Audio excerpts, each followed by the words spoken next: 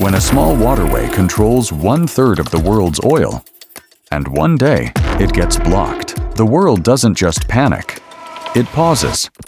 Oil stops flowing. News channels light up. And every nation starts calculating its next move. But this story isn't just about oil. This story is about power, about warnings, about a coming storm the world ignored for far too long. In June 2025, Iran did something the world feared but never truly expected. It blocked the Strait of Hormuz, a narrow stretch of water, just 21 miles wide, but powerful enough to shake the global economy. Iran deployed its naval fleet, missiles pointed at the sky, drones flying low. The message was loud and clear. We're done talking, but why now? Why did Iran suddenly block one of the most crucial oil routes in the world? To understand that, you have to go back to blood, to Gaza, to screams echoing through the rubble. Israel's brutal offensive in Gaza had pushed the region to the edge. Iran, the loudest voice in support of Palestine, had warned multiple times.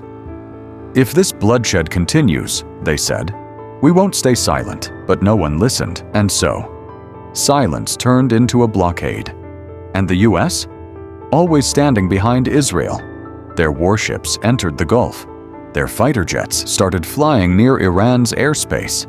Iran saw this not as support, but as a threat. And when a nation like Iran feels threatened, it doesn't beg, it blocks. It disrupts. It bleeds oil from the veins of the world. But that's not the full truth. Inside Iran, people are angry. The economy is failing. Food prices rising, jobs disappearing. The youth, frustrated, unemployed, unheard. The government needed something, anything, to shift the focus. Blocking the strait, that was their answer. It wasn't just strategy. It was survival. And when the oil stopped, the world felt it. Prices shot up. Tankers stuck in the Gulf, India, China, Japan, countries with mouths that consume millions of barrels of oil a day, suddenly looked helpless. Some ships tried to reroute around Africa, but that's weeks longer. More time, more money, more chaos. The US moved fast. Aircraft carriers filled the Gulf waters. Israel issued a warning, we will respond. The Strait of Hormuz turned into a chessboard. And every piece is dangerous. But this isn't the first time Iran has threatened the strait. In the 1980s, during the Iran-Iraq War, oil ships were targeted. In 2012, nuclear tensions almost led to another blockade, but back then, the world had breathing room. Today, it doesn't. Because today, one missile can trigger 10, one drone can start a war, one cyber attack can black out cities. The margin for error? It's gone. Now the world stands at a crossroads. If diplomacy works, Iran may open the strait again, under pressure, under supervision, but the damage is already done.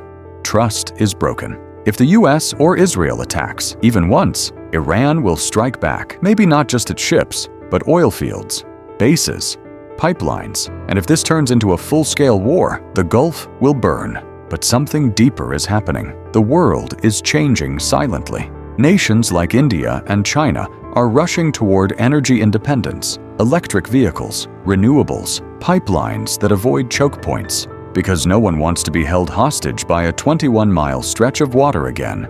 And maybe that's the only good thing to come out of this. But in the short term, make no mistake, there will be pain. Your fuel will cost more. Groceries will become expensive. Stock markets will panic. And common people, like always, will suffer for decisions made in high places. But let's pause here and reflect. This tiny strait, this invisible line on the map, holds the global economy in its hand. We, the human race, build towers that touch the sky. We send satellites to space, but one small blockade and the entire world shivers. Maybe this blockade isn't just a warning. Maybe it's a mirror that shows our weakness, our overdependence, our greed, our addiction to power and oil. The Strait of Hormuz has shown us that no one is too big to fall. Iran didn't just block oil, it blocked comfort. It blocked the illusion that we are in control. And now, we all wait for what happens next. Will leaders talk, or will they fight? Will the strait open, or will it explode? The world holds its breath. But remember this: sometimes a blockade opens many eyes. If you found the video helpful, please like and subscribe. Thank you.